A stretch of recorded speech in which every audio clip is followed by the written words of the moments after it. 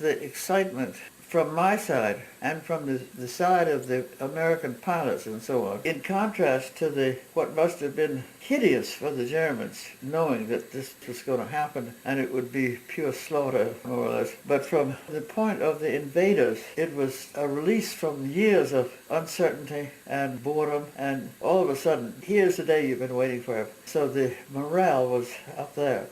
So then the day tried to get back to normal. So you stayed up all night drinking and watching the planes take off, and night turned into day, and it was still all the action, planes just coming. Oh yeah, all day long, and with the noise getting thicker and thicker because of more and more action.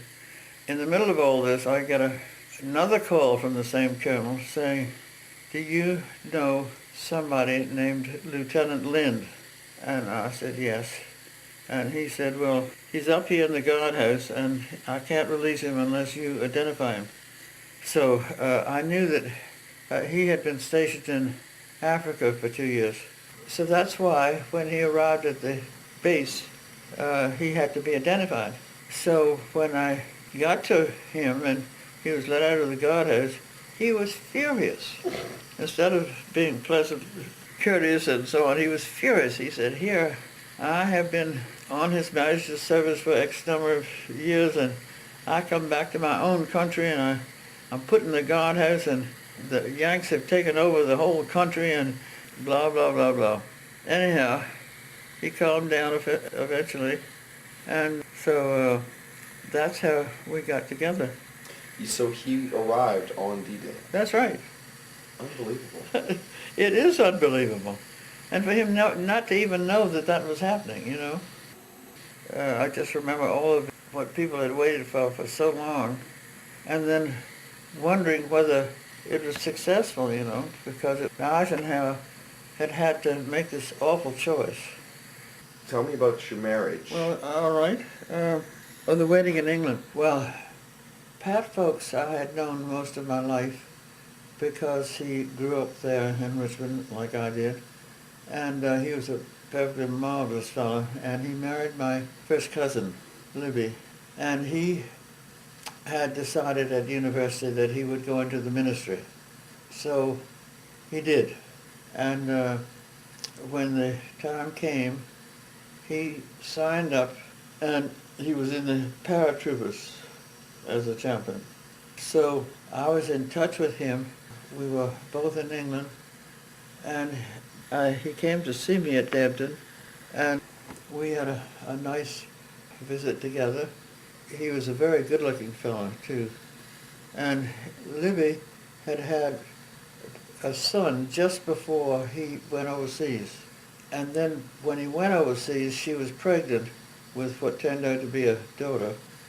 Anyhow, we had a really good time together. And I asked him if he would marry Alec and me when the time came, and we thought it would be September, and he said if he was still around, he would love to do that. Meanwhile, once we had our date set, which was the 16th of September, I had asked my brother's secretary in New York by letter, please send me a white graduation dress. In those days, everybody who graduated from a high school wore a long white dress. So it cost $16.50.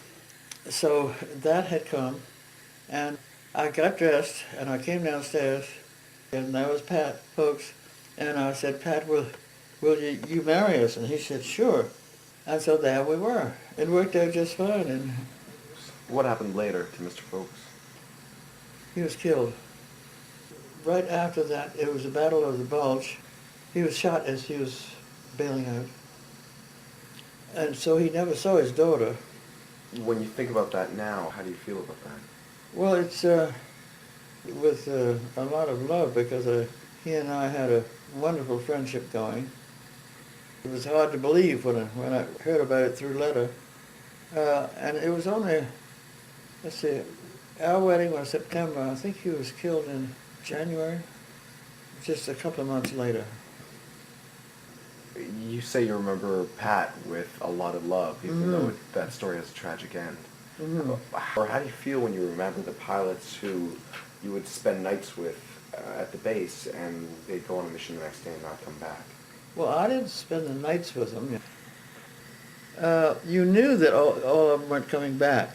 That would be almost impossible. That was the scenario. It's fun for me to talk about it because not many people are that interested, you know.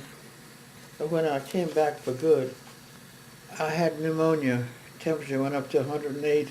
They gave me penicillin, which had just been invented, and that saved my life. And so I had to come home. And so it was the first big troop ship that returned to New York, 18,000 on board. And as we came into New York Harbor, there was Marlene Dietrich on the dock doing the can-can with the skirts up to here. Just a fantastic welcome back. The thought was, here we've thankfully survived the 4 years of war